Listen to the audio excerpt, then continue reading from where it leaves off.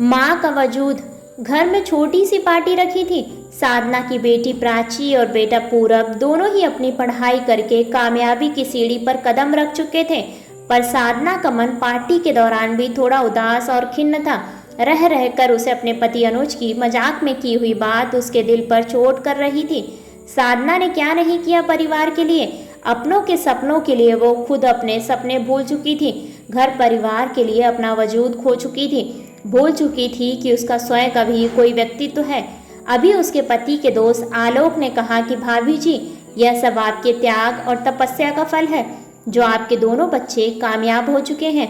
अनुज अपने मित्र आलोक की बात बीच में काटते हुए बोला, मैं नहीं मानता कि साधना का इन बच्चों को रोटी देने के अलावा कोई योगदान है, और ऐसा तो हर औरत घर और बच्चों के लिए करती ही है। बच्चों को महंगे स्कूल में मैंने पढ़ाया, इनके भविष्य की दिशा मैंने निर्धारित की, मैंने ही इनकी पढ़ाई में पैसा पानी की तरह खर्च किया, जिससे इनके सफलता का क्रेडिट सिर्फ और सिर्फ मुझे जाता है।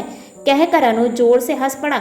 बात मजाक में थी, पर साधना के दिल पर जैसे वज्र सी चोट कर गई। उससे वहां बैठा नहीं गया। वो नाश्ते की ट्रे उठाकर रसोई में आ गई और सबसे नजरें बचाकर रोने लगी। सोचने लगी, क्या जिंदगी भर मैंने सिर्फ रोटी बनाने का ही काम किया है? मेरा बस इतना ही वजूद है इस घर में, या बच्चों की कामयाबी में?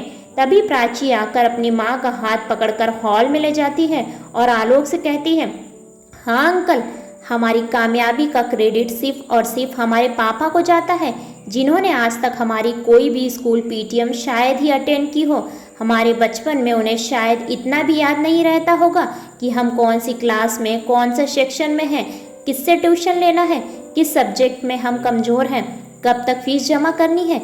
बीमार होने पर बीच स्कूल से माँ ही लेने जाती है, डॉक्टर को दिखाती, रात भर जगती, फिर सुबह जब सब सो रहे होते तो जल्दी उठकर काम में लग जाती, हॉलीडे होमवर्क कराती। सारे काम तो माँ ही करती थी। माँ को म्यूज़िक सुनने का बहुत शौक रहा, पर हमारी पढ़ाई डिस्टर्ब ना हो या पापा की नींद खराब ना हो जाए, माँ अपना इतना छोटा सा शौक भी पूरा नहीं कर पाई।